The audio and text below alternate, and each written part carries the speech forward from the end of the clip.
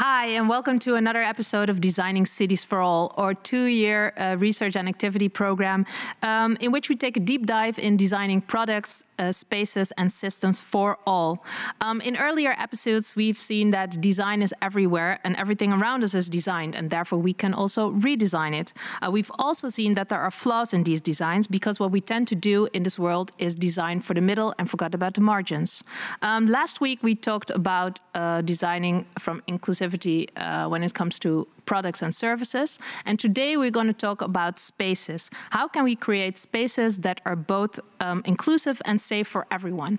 And I'm not here in the studio by myself because I'm joined by two guests here. That's Laura and Natalie. And we also have some guests joining us on Zoom. We have a program today that you can watch live via our livecast and also via Zoom. So if you have any questions for our speakers, please, and you're joining via Zoom, then please put them in the chat so we can ask one of our speakers. And I don't want to waste any more time and just start with our first speakers because who we invited here to the studio is the co-founders of the founders of Fairspace, and Laura is here with me in the studio. Laura Adair, she's one of the co-founders of Fairspace, and you will be joined by Eve Aronson, who is located in, I believe, Washington, right? Yes. DC. Okay, great, awesome that she's there too. Before we introduce her as well, I want to ask you a little bit more about Fairspace because it's an Amsterdam-based company, startup? Well, Netherlands-based. Netherlands-based? We work across the country, Yeah. And what is the, how did, really short story before we introduce Eve, because how did you start Fairspace? Well, Eve and I personally, we witnessed and experienced quite some street harassment in the street, and we noticed that, at least here in the Netherlands, it wasn't very much talked about yet at that time, about 6 years ago. If people spoke about it, it was very much about criminalizing street harassment and changing the law. But we believe more in this preventative approach where we raise awareness, design inclusive spaces, and that's how Fairspace came about. And that's just one of the injustices you're focusing on. Yes. Because before we ask Eve to join us, let's watch a video clip about what Fairspace is.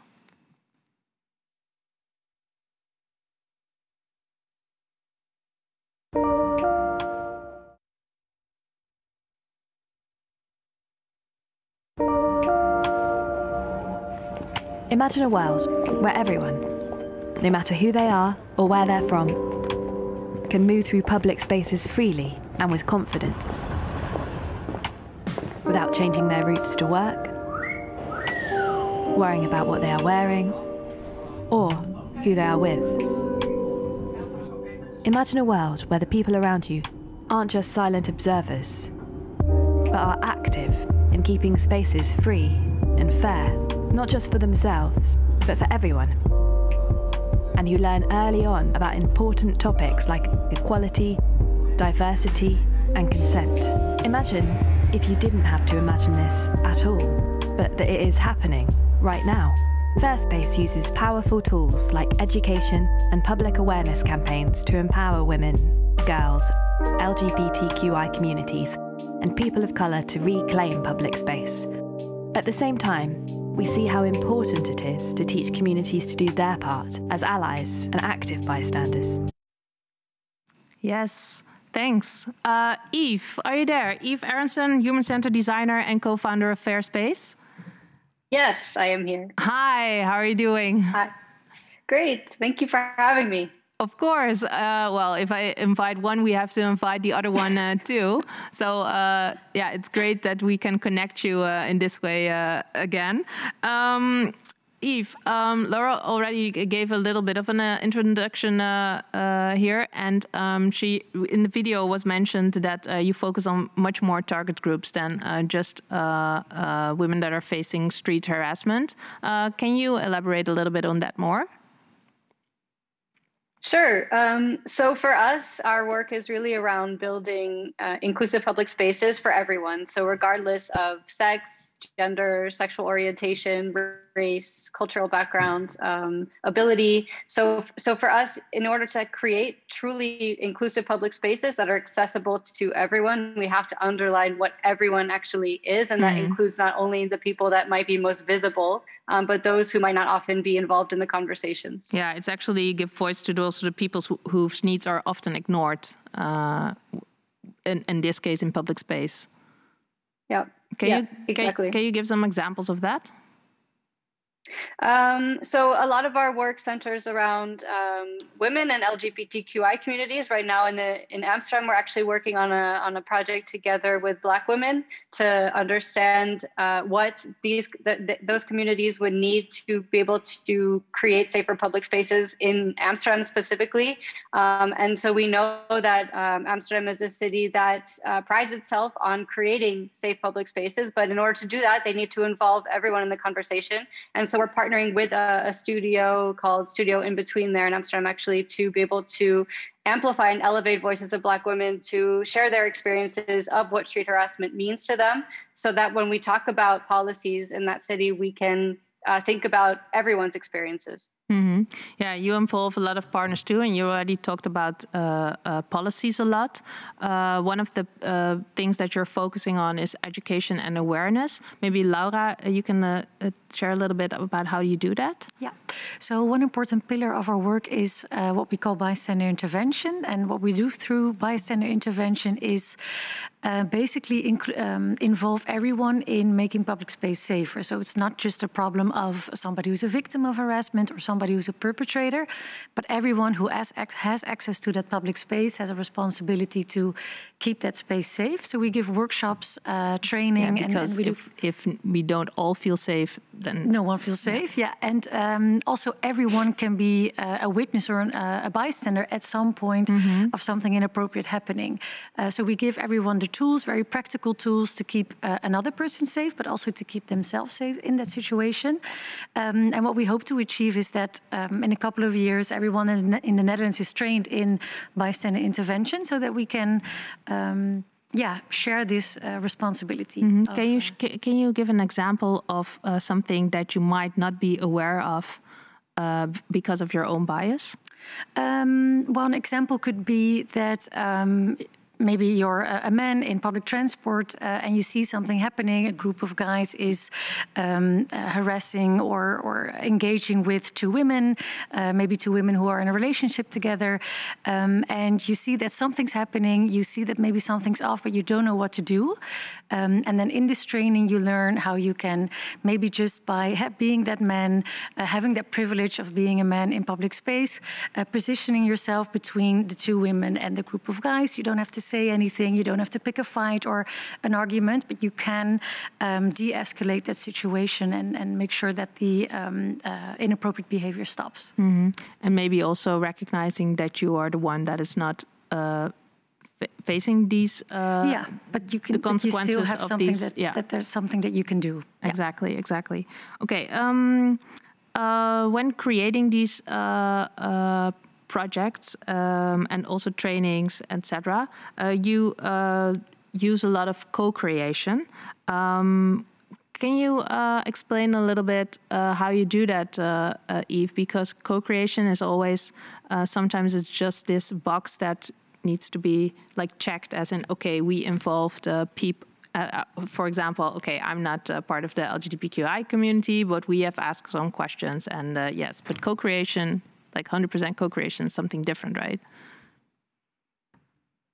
Yeah, indeed. And we're actually doing it at the moment right now with young people in Rotterdam, a really nice co-creation project there. And for us, what co-creation really means, it's not just about kind of adding the target group and stirring into the project. It's really about engaging with them throughout an entire process of understanding, for example, with young boys, what would motivate them to be more active bystanders in their communities? What would make kind of stepping in and speaking out against street harassment cool, or something that they would want to share with their friends? So we really try to directly engage with the communities that we work with from the start of our projects to use creative research tools to understand what in their lives might motivate them outside of the topic that we're addressing. So not related to street harassment at all. What are they doing on their daily lives? Are they on social media all the time? Okay, if so, then maybe to create more awareness and engagement, we need to use social media as a tool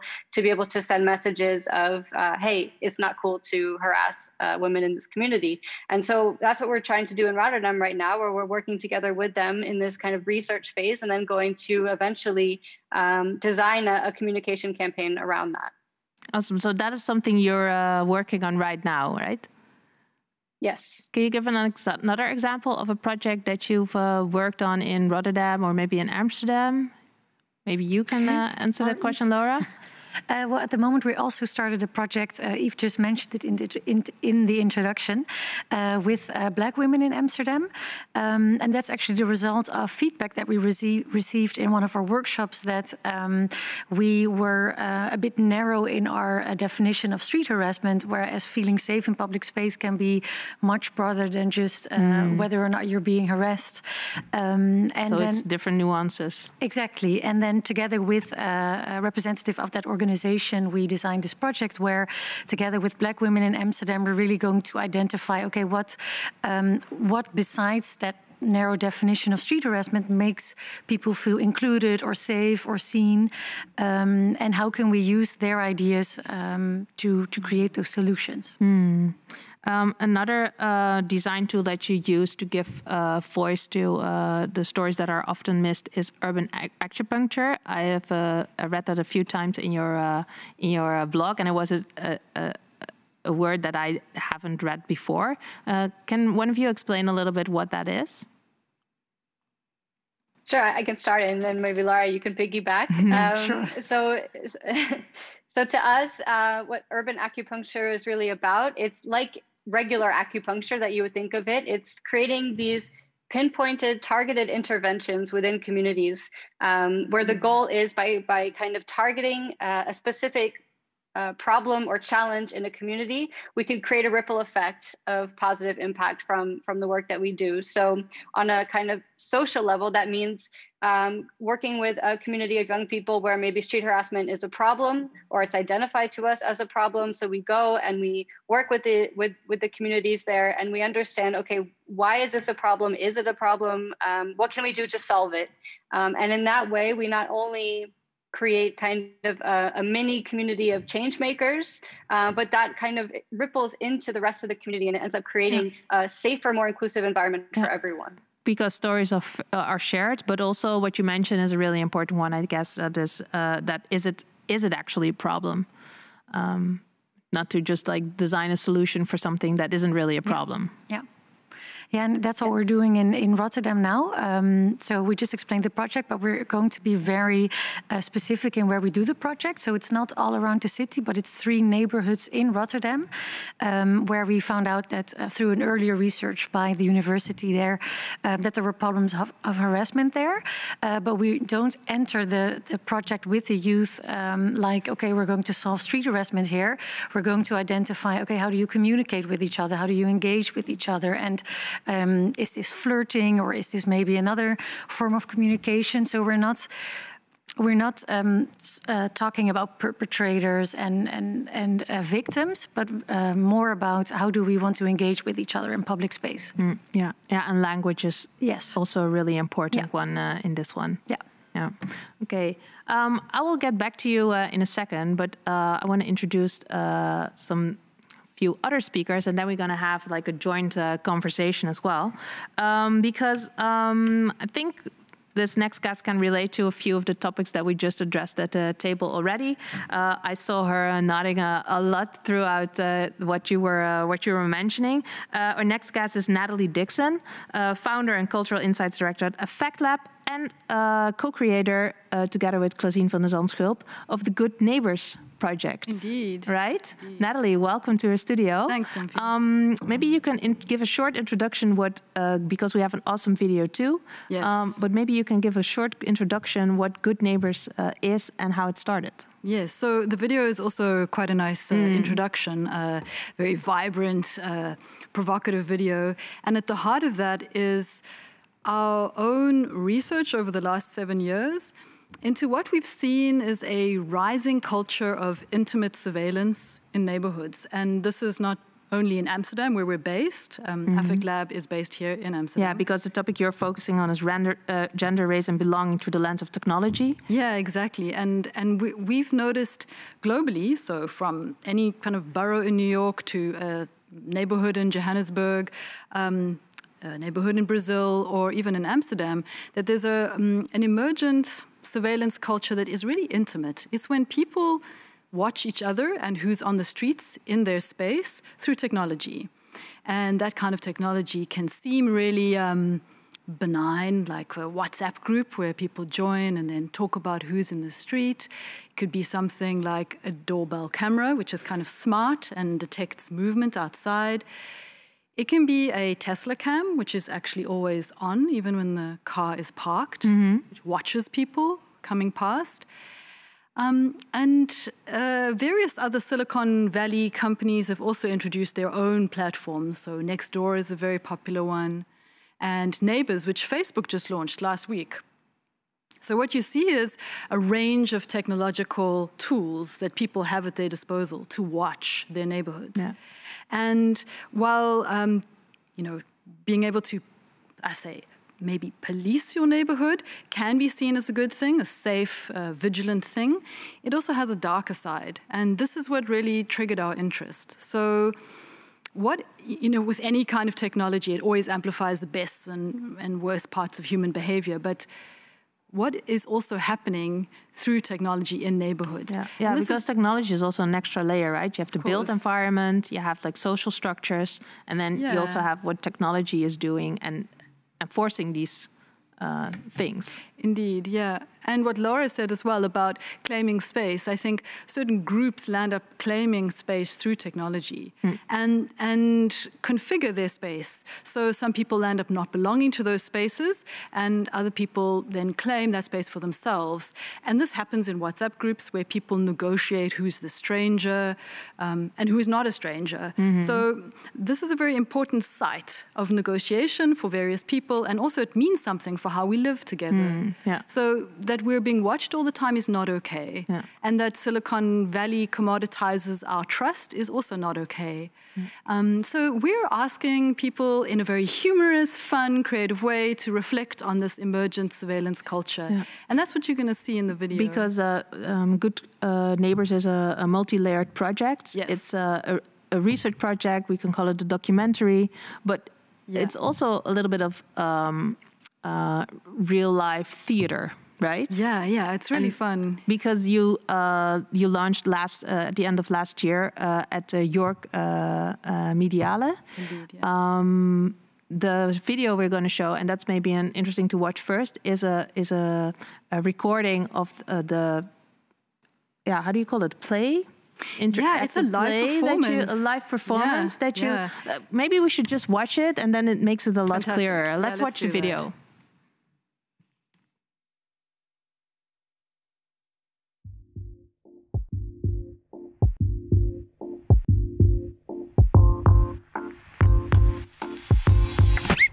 Awesome. Okay, hiya, my name's Kelly. I'm your group admin here at Good Neighbors. I'm Natalie Dixon, and together with Christine van der Zandschulp, we are the creators of Good Neighbors. At the core of Good Neighbors is the universal human need for community and togetherness, and how this need is shaped by technology.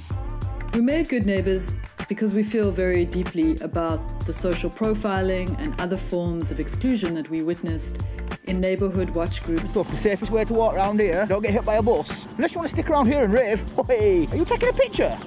What are you doing? I'm going to charge you if you take another picture, man. Wait, what do you need to pay attention? We spent a few months researching people in York to develop the characters and storylines for Good Neighbors. We spent a lot of time just figuring out what matters to people in York, and where the tensions and also the humor lies in the city. We used this research to create an immersive location-based work. Good Neighbors utilizes live performance, surveillance technology, and chatbot messaging to take visitors on a weirdly familiar and speculative documentary walk via their mobile phones. The storyline is based on a typical neighborhood watch experience where the visitor is patrolling the streets, but towards the end it's pretty clear that the visitor who is watching ultimately turns into the one being watched. Yes, and you already see it, York Mediale. And who's also joining us via Zoom is Yinka Danmol. Yinka, are you there? You're a creative producer and work for the York Mediale and was part of the local team working on Good Neighbors in York. Joining us live from London. How are you doing? I'm doing well, thanks very much. Thank you for having us. Yeah, awesome that you could join us, because it's also great to invite a local to the show where we're going to talk about a project in York. And maybe you can share a little bit with us what makes York such an interesting site to have launched this project. Yeah, absolutely. I'll also start off by saying, so this was a project quite interestingly enough.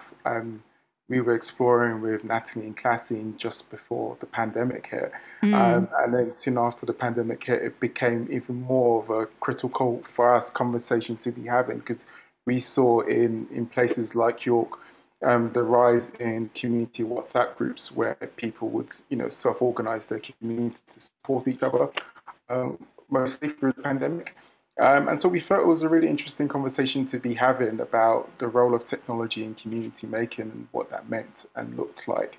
And again, Good Neighbors as a project really looked to help unpack that and looked to help have a conversation about that also. Another aspect, actually, quite interestingly enough, is something we sort of slowly started to find out throughout the process was the demographics of the community. York's quite a unique place in the UK, and it's got this rich British heritage and quite historical with its many castles and so on. And so you kind of have a certain demographic of people who live there, but you also have this huge student population of young people who flood in from across the UK, whether that's Birmingham, London, Sheffield, and so on, to come study and exist temporarily within York. And so there was that question of how did they come to feel like belonging in York, and in what ways could we explore that tension between these two groups, the groups of existing residents, but also students as well. And the tension was even maybe more visible during this pandemic, because everyone had to stay in the same city, right? So we all had to share space, and then you see these different groups like really have to get together in a dense space. Yeah, absolutely. And again, during the pandemic, students were sort of locked up in halls, frustrated they couldn't go out, and sometimes maybe broke the rules, and maybe members of the community found that quite annoying. So yeah, there was a really interesting tension and a really interesting time to be sort of unpacking and exploring. And what was actually interesting, we had quite a big student population take part in the making of the work as well, in supporting this project. Oh, nice. Yeah, so you involved a lot of locals, right? Yeah, because you're not from York. No, and actually we weren't able to travel to York. So we did this entire project with the help of Yinka, who would take us on video calls through the space, and we relied a lot on Whereby and Google Maps and Street View, and it was quite an intense process. We couldn't physically go there, but also, yeah, students tested the work, and we also invited local actors to play parts. And the whole idea is, of course, that the actors and real life blend in a way that you, as a participant, never know what's real or fiction. So at some points, also locals who are not at all cast in the performance play a role. So, someone would, ask what's happening. Yeah, so in a way, it was also an awareness campaign, actually. Yeah, and that's the beauty. You never know where that line is between fiction and reality. So one of the questions that you research in this project is actually who belongs to a neighborhood. Yeah. Did you find any answers? Yeah, so I think that's, like Yinka said, an ongoing conversation. And I think it's always a negotiation. And this happens through technology now. So people negotiate who belongs, and people start marking people as strange or the stranger. And I think that's especially important to note. And what Yinka was saying about COVID, COVID was a very intense time, and when people are in lockdown situations at home, their fears and paranoias of the other, whether it's a virus or other people, their own safety and space around them becomes really paramount. So it was really an exaggerated time to be in York. And I think, kind of rising paranoia around this, it says something about the future of technology and why these technologies are so popular. Like Ring cameras, for example, are incredibly popular in the Netherlands. So as a WhatsApp group, there was the sign, for example. Yeah, this is a sign that we see a lot in the Dutch streets. It says WhatsApp neighborhood prevention or some kind of a neighborhood watch. It is. Yeah. How do these groups organize themselves? Because there are self-organized groups. Yeah, so they can also register and be an official group, and there is a stichting or a foundation for that. And there are over 2 million people in registered WhatsApp groups, but of course many more are informal. And there are also Signal groups, and there's also Nextdoor, so these signs also exist. This is just the one from WhatsApp. But it speaks of a kind of formalization of networks. You know? So social networks are no longer these organic things where people see each other talk in kind of physical parameters, but rather it's mediated through technology. Yeah, but also here the question is, who's involved? Exactly. Yeah, and to what extent do the city invite these companies in? And what role do they play? And it must be said that companies like WhatsApp do not have necessarily community safety at the heart of their business. It's really money. So, we as people who live in neighborhoods, our first priority is being safe and being a good neighbor. You know, what does it mean to be a good neighbor? It doesn't mean necessarily to socially profile people at the expense of, building social value.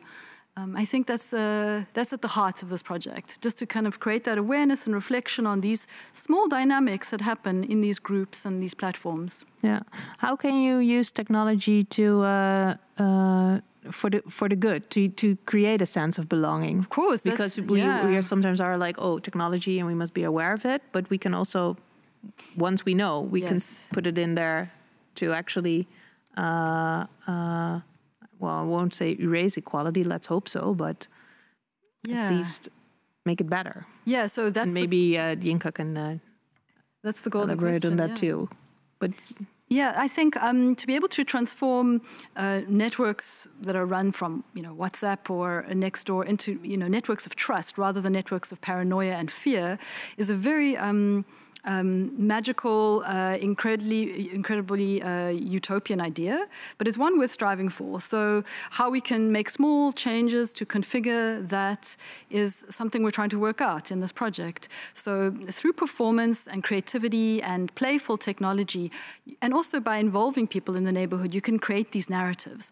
Stories make very complex things relatable to people, and that's what we're trying to do. So when people can, have a laugh or act or be part of something, it gets them thinking about how those things can, be seen from a different perspective. So if a tiny shift in perspective happens or a conversation starts around that topic, that's already one step closer to some sort of... I don't really believe in technological solutionism either. I don't think there's like a golden end or solution, but rather that it begins in a smaller step, Yeah. Yinka, what was the biggest after effect in this particular neighborhood? Yeah, and actually just to speak on that question as well, because it's a really interesting one. I think it's one a lot of this project is focused on in terms of, and Natalie mentioned it there a lot, it's this negotiation of trust between people within a community. In what ways can technology facilitate the opportunity for people to find common ground rather than differences? In what way can technology do that is like a really interesting question. I don't think we necessarily have those answers yet, but I'm hoping, this is a question we continue to kind of come back to over and over again. But in terms of kind of like the after effects, I think it was really inspiration about the project, about really how the project worked, really how the project initiated the conversation. I remember getting and talking and speaking to a local filmmaker who attended and was one of the audience members, and he was actually one of our last ones, and in his feedback talked about, how inspired he was by the idea of using this kind of web chat platform which Classine and Natalie had developed as a way to tell a story. So I think it was very much this act of telling a story within your neighborhood in quite an innovative way, at the same time as also kind of highlighting a critical conversation and discourse. So it was just this idea you could take, in a way, theatre performance out of that, the space of a theatre or auditorium into your public, and how you can take that conversation into the public, and engage with this dialogue through the streets of York. So there's something really interesting there, I think, around inspiring members of the public as well around what could be possible and how they could see their neighborhoods differently. Yeah, and also taking this research to the streets, actually, right? The places where we actually live and meet. And it helped us as well, just like be really open. So rather than us as artists and producers making work in the studio somewhere, we were making it live. We were running rehearsals, and people would ask us what's happening, and we could have that dialogue there. And so rehearsals were open to members of the public to see us in motion as we developed the work, and we could again engage with members of the public about the work. And I think that was really valuable and something really interesting as well. Yeah, awesome. I want to introduce our next speaker, but we will come back to you, Yinka, in a minute, because we also invited to join us, and he's joining us live from New Orleans, is Brian Lee, and he's a founder of Colligate and a Design Just an Advocate. And I think he can relate to the stories that have been told here before, because he also tells stories, and he tells the stories that have been erased over time, and he does that through architecture. Brian, are you there? I sure am. Hi, hello. Sure am. How are we doing? Awesome that you're joining us today. Thanks for the invitation. You've heard a few examples here in Amsterdam and the UK. Can you relate to those examples? Yeah, absolutely. I mean, I think the kind of core of design justice asks us to think about what a liberatory or anti-racist kind of practice looks like. And it often requires us to think about how we acknowledge passive injustice and kind of, the memory that is embedded within space. It asks us to think about the kind of mutuality of our relationships in space. And so how does space relate back to us? How do we relate back to those spaces? And how do we relate back to one another? So especially for marginalized and disinherited communities, it's extremely important to make spaces that amplify our ability to connect with one another, because that is a part of our overall safety in those spaces. So that's a huge component. Yeah. And then, I think there's a necessary, just general decolonization or learning and education about our spaces that is invested in the work that we do. And then I think also lastly, learn about why they were designed that way, right? Precisely. Yeah. There's so much invested in all of our histories of space, and we have to unpack that if we actually want to deal with those issues in real ways. I mean, we always talk about the fact that land is liberation in a lot of ways. And so we're talking about park spaces and we're talking about neighborhood spaces. It's important to reconcile our paths in order to move forward. So that's kind of my connection to all of this. And I think it's pretty lovely to see the variety of work that's being put in play here. Yeah. Can you give some examples of the things that we've designed in whether it's a building or a whole neighborhood that are still maintaining those whether it's the social, cultural, or racial injustices that are still, how do you call that? Sustaining them. Mm-hmm. Yeah. I mean, I think the big one, the elephant in the room, is always the slave trade, both in Amsterdam and in the United States. The kind of tail ends of those considerations are invested in neighborhoods in a substantial way. Yeah, we still see a lot of that back in also the built environment in Amsterdam. Yeah, and most of the time we're not aware. We don't think about it. And I think the ability to recognize and reconcile the fact that a lot of the wealth that was located in particular spots in the Netherlands and specifically in Amsterdam is vested in that particular trade. Now, other trades, but that is a substantial one that increased. And so you see a lot of that history both there and in New Amsterdam and New York. So you see a lot of those kind of connections there. And I think we always talk about the fact that both of those are that lineage between the kind of triangular trade or the slave trade in general is the beginning of a racialized capitalism that permeates a lot of the laws. I think we have a Zoom connection problem, but we will get back to you in a minute. I hope we still can finish this conversation with you. Oh wait, I think you're back. Yes, we missed a part of your talk. Oh, okay, sorry. Please I was just saying. Can you hear me? I can. All right, perfect. Sorry about that. I was just saying that the kind of tail ends of the slave trade really were the beginning of a racialized capitalism that have continued to marginalize people within the frameworks of neighborhoods. And so when we talk about gentrification in spaces or gentricide, we're thinking about the fact that, what we always talk about is the fact that,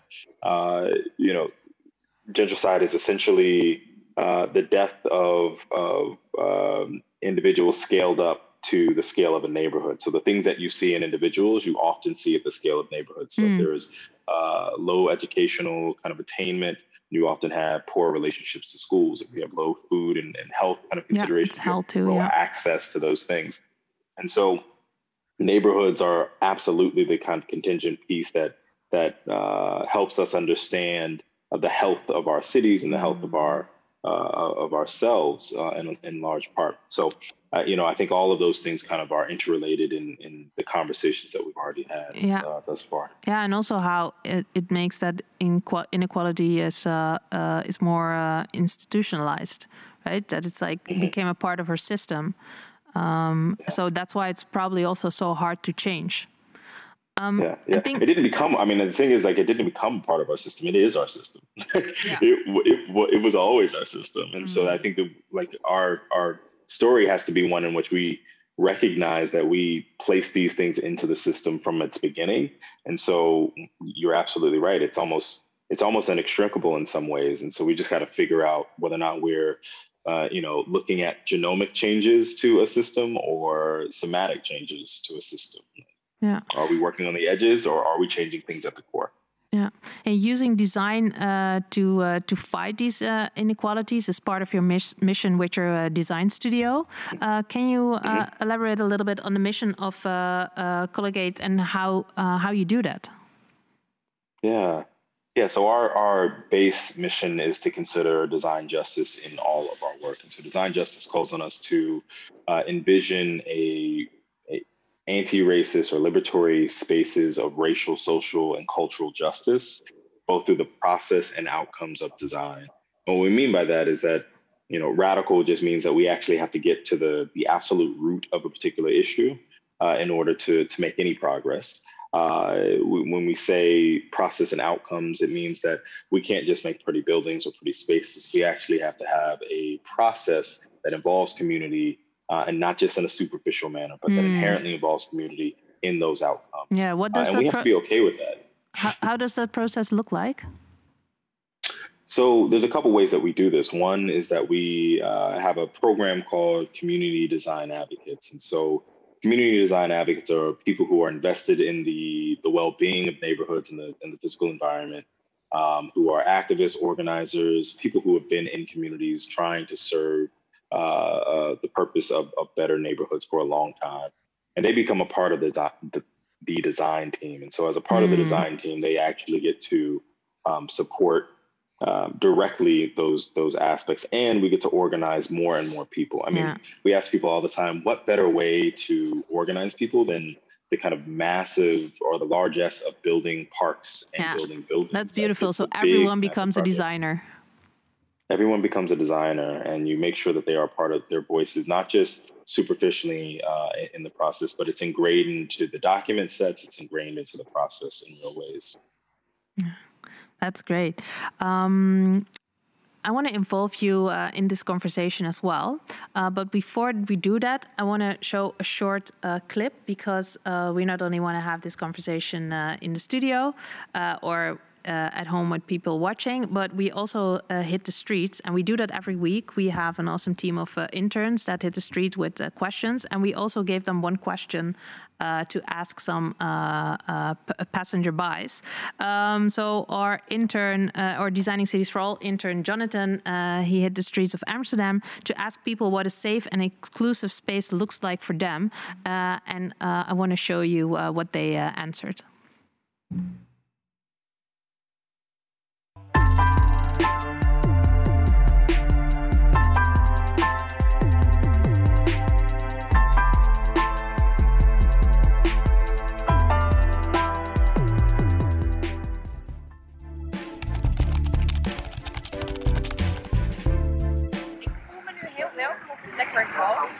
In Bos en Lommar. Ik ben zelf een enorme minority daar.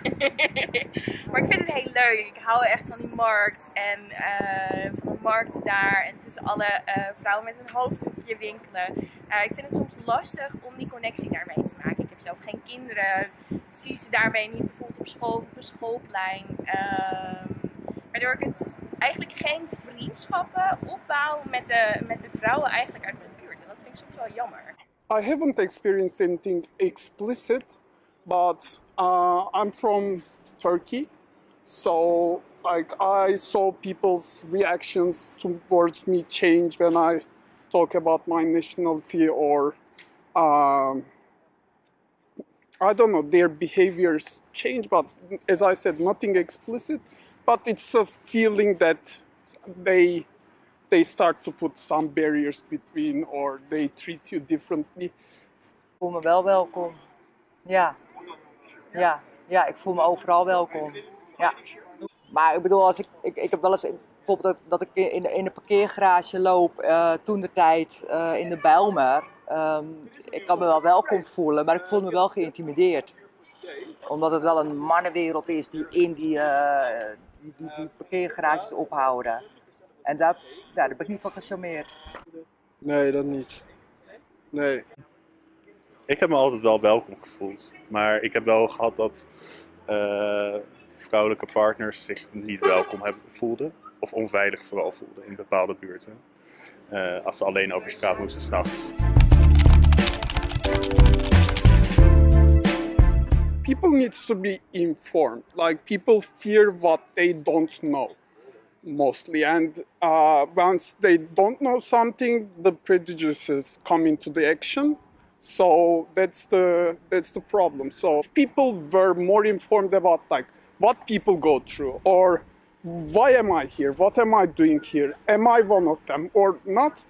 These barriers will break easier. Ik denk dat het ook wel begint op scholen. Dus dat je eigenlijk al vanaf basis- en middelbaar onderwijs, dat je mensen eigenlijk leert om meer open te staan voor verschillen. Want daar zit ook zoiets moois in, zo'n kracht in. En er zit echt nog een best wel hardnekkige overtuiging bij veel mensen. Dat als het anders is, dan is het een beetje comfortabel misschien en dan wil je er niet aan. En dat is ook iets wat je kan leren als je daar gewoon wat meer aan gewend raakt. Dus. Ja, dat is bijna een compleet maatschappelijke verandering, denk ik. Dat je dan moet je naar een maatschappij die al in de basis inclusief is. En ik denk dat die op dit moment niet is. Ik denk dat er zoveel scheidingslijnen zijn die dan doorbroken moeten worden. En dan moet je eigenlijk vanaf de basis opnieuw beginnen. Een buurthuis of een jongerenhuis zit bij mij in de buurt, maar dan zie ik altijd alleen maar mannen samen.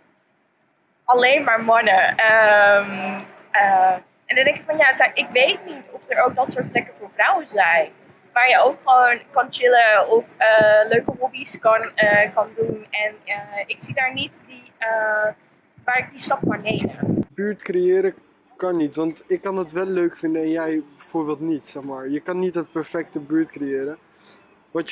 Wat hier meestal is, zijn wel multiculturele dingen. Bijvoorbeeld die Turkse zaak daar en dan heb je hier de Albertijn. En dat schept wel banden op van meerdere culturen in één. En dat zorgt wel voor veiligheid, denk ik.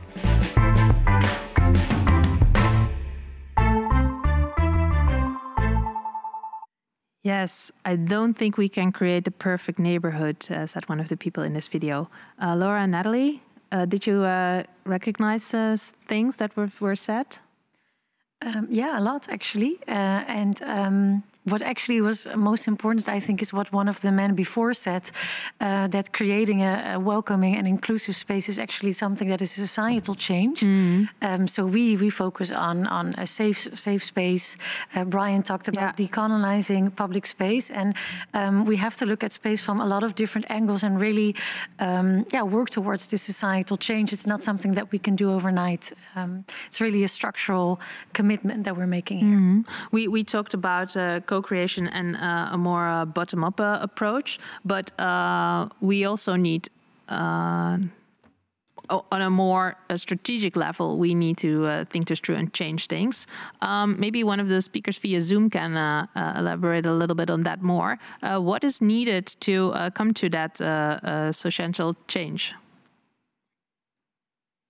Who wants to answer that question? And maybe to add on to what Lara was saying, I think, you know, you have the ground up and you also have the policy side of things. So I think there's a lot you can do on a community level that we all try to do on a community level. And I think what we also find is important is involving not other stakeholders that write these policies, that write these laws, giving them input on what is being written and what is being propagated within societies. For example, in the Netherlands, the law on street harassment, it was written and it was given to us actually for input, which was something that we thought was very important to do, because then we can say, well, this part of the law might be a bit intimidating or profiling of certain communities. So maybe you want to take it out or word it differently.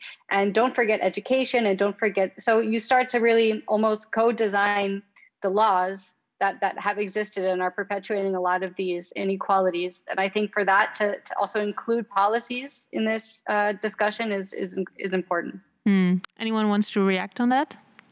Yeah, I think also what Eve is saying about a policy directive is very important. I think the city of Amsterdam, for example, has a very tepid approach, like a very low-key approach to WhatsApp groups, for example. So if you want to create a massive change, you have to, you know, sometimes unsettle things. And WhatsApp groups, for example, help create a sense of safety, and it's an information source for the city. But I think the city also has to see its responsibility and its role change over time as these groups and as technology changes. And I think also the move from individuals to collectives is very important. So in COVID, you know, it was an individual thing. I mean, we stand 1.5 meters away from each other. We are seriously bounded or separate, whereas the collective is something that requires what Brian was saying about mutuality. So the idea that we are in relation with other people, plants, the street, the pavement, the sky, with everything all the time, that we're part of a kind of universe of things in the neighborhood. We don't stand alone. We're not individuals that somehow planet or an island, you know? Brian, how can, well, maybe you want to react to this too. And if not, I have a question. I do want to say one thing. Yeah. So I think there's like an understanding of what a system actually is and how design can actually apply to it. And so recognizing that, you know, pedagogies or ideologies get shaped into policies, and those policies get shaped into procedures, and all of those are sending signals to us as individuals, whether it's in our practice, whether it's in our the individual projects that we do, or whether it's a collective set of people. And so there's always this constant play between the signals that are being sent to us and the signals we send back to the system, and saying whether or not it works or not. And so, you know, when you ask what can we do to kind of increase the ability for that to change, I think in large part it's in relationship to impacting policies, impacting how we educate people, recognizing the difference between how policies are carried out and the policies themselves, and then again doing what we do here, which is changing our own practices in order to role model what it might look like for a just society and a just. So it's also internal work that we have to do. Yeah. Precisely. Yinka, misschien maybe. Yeah, I was just going to say that one thing that, you know, watching that video that really sparked a thought was this question of access to space, and in what way does sometimes policy prevent people from accessing and being in space? In a way, I think that's something also we have to do some work around in breaking down those barriers that policies do put up in people being able to take up space freely and have that freedom to take up space as well. Yeah, that is a good addition. Also, we talked before, and you now mention access and how we sometimes exclude people from access to certain things, whether that's space or facilities, etc. You mentioned before in a call we had before. You mentioned the violence of architecture. Yeah. Can you explain a little bit what you meant by that? Yeah, sure, absolutely. So this really links back to sort of my time growing up. I grew up in an estate called Thamesmead back in South East London. It was built just post-war after the 1950s and 60s. And as soon as the sort of Greater London Authority built it, they sort of left it and thought they, no longer needed to sort of continue investing in it, and so therefore, it sort of large parts of it fell into disrepair. And I grew up in one of the accommodation blocks where it was sort of covered in mold, essentially, in black mold. And one of the kind of main issues with mold is that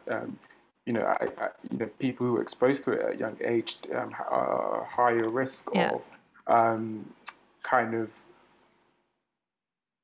acquiring asthma, essentially, and that's one of the conditions I now have to live with because of those conditions I was exposed to.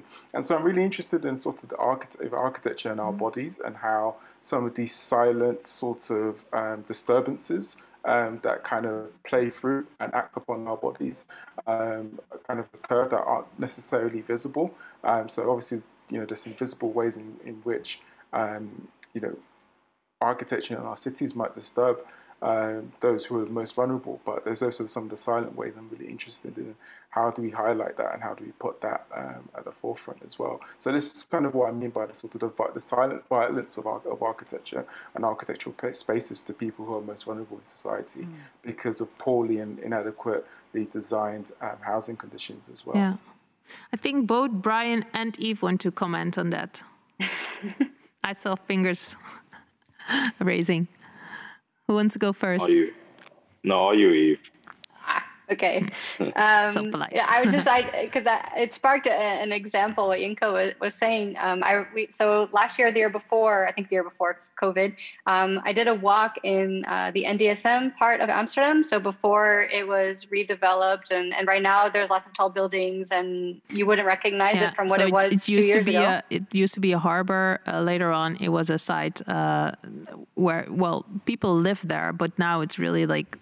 It grew into this popular hotspot, right? With creative companies and the big companies wanna go there too, and hospitality, a lot of hospitality. Yeah. So before all this happened, the city actually invited Fairspace and a couple of other organizations, but also just members of the community there to do what they call a safety walk.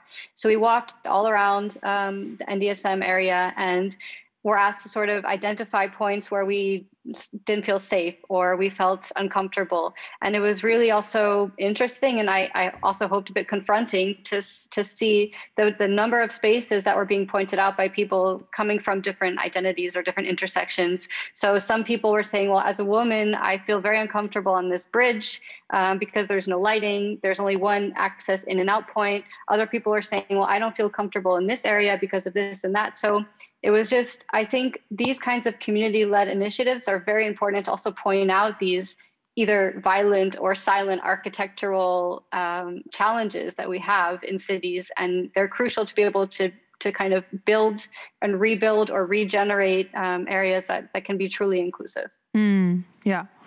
Brian, you wanted to comment on that example of Yinka too. Yeah, I mean, I think I just wanted to just agree wholeheartedly. I think we talk about the kind of inequity of aesthetics and aesthetics of inequity. So what are the things that we don't design specific things for certain people. And then those things have, when left to disrepair, continue to attack us over time. And so architecture is much more of a obtuse violence than, the violence of that the neighborhood watch is looking for, but it is every bit as real, right? It causes just as much harm. And so if we're not aware of what violence from a positionality of architecture actually looks like, then we never try to address it, and it's consistent. So we think about it relative to the highways that cut through Black and brown neighborhoods that decrease health, wealth, and economic considerations, the Black neighborhoods that are positioned next to oil refineries, that Cancer Alley here in the States, or reservations that are devoid of resources and often neglected. So I think it shows up in many different ways, but confining, controlling, and shaping where marginalized people live and how they live is a part of the kind of white supremacist process of moving forward. Yeah, and that's why it's really important to also design, to redesign these the processes that we also use as designers ourselves, right? We only have a few more minutes left, and I don't have the feeling that this conversation is actually finished, so that's a pity. But I do want to end this hour with asking a question to all of you, because I want to ask, like, as a designer, or as a designer. You, Brian, said, like, everyone is a designer. But what are small-scale actions that we could already take tomorrow after I finish watching this live cast? Can I ask you all that question? Maybe I'll start with you in studio.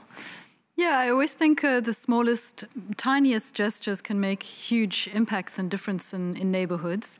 I think the neighborhood is a unit of change. So if you see the small interaction, even a conversation, a hello, a kind of acknowledgement of people in your space, whether or not you think they are living in the neighborhood, I think that tiny gesture of acknowledgements is where I would start. Yeah.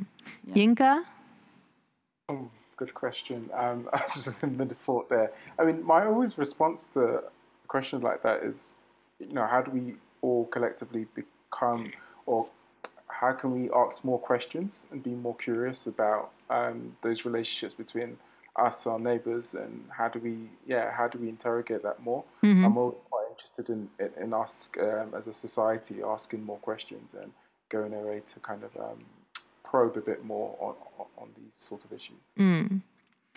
Laura? Yeah, I think one change that you can already start with, it's something that we actually do in our workshops, is to just position yourself for a moment in somebody else that you see in your neighborhood or walking by.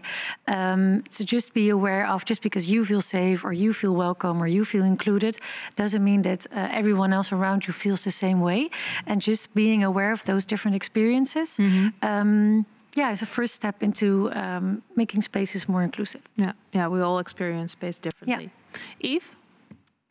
Yeah, I like that about the kind of empathy, practicing empathy, and it's a muscle. So it can be practiced, it can be improved. But alongside that, I wanted to also add that, I think, so some of research that has been done a couple of years ago showed that, for example, even a knowing glance in a situation where someone might be experiencing a catcall or street harassment or something else in public space has been shown to improve the way that they've recovered or reacted to the situation. So just give a knowing glance to someone if you see something happening, and to let them know that they're not alone and that you're there if they need you. Yeah. And by the way, you can follow a workshop on your website, right? You can do an online free training of about 10 to 15 minutes, or you can contact Fairspace and ask for a 1-hour workshop. Great. That was a great addition to mention. So we can already start with the free course and then invite you over into the company. Brian, I want to ask you the same question. Yeah, I think organize. I think if you can build relationships and use design as a tool to build those relationships, the better off we're all going to be. I mean, I think building and organizing allows us to advocate with with authority, with knowledge, with a collective knowledge that actually allows us to be a little bit more precise about the solutions we want to see built into the world. Yeah, thank you. Well, I've heard so many nice stories and extra insights that we can all use to design better cities. And that's why I want to thank you for sharing those thoughts with us. Thank you here in the studio. Thank you, guys, via Zoom. I love that you were able to join us. Here I'm going to say goodbye to you for this live cast, but we will be back next week. Then we're going to talk more about designing from inclusion, but then we're going to focus more on systems, because we actually mentioned build space here, but also space as in how the way we experience space. So we're also going to elaborate more on, for example, the workspace. So that's next week. Also, we have some other programs that I want to pay some attention to, and you can find them all on the website of Pakhuis de Zwijger, www.dezwijger.nl. And you saw we didn't really mention these books. Well, we do have some books here on the table. We regularly share recommended reads, things that make you a better designer, and we can offer a 10% discount code on selected books at Atheneum Bookstore with code DCFA2122. So DCFA2122.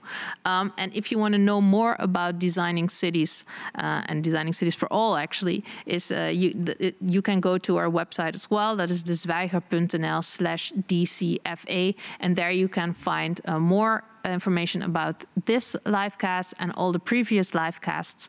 And I want to end this episode by saying goodbye to you and wishing you a great day, and hopefully we'll see you next time again. Thank you.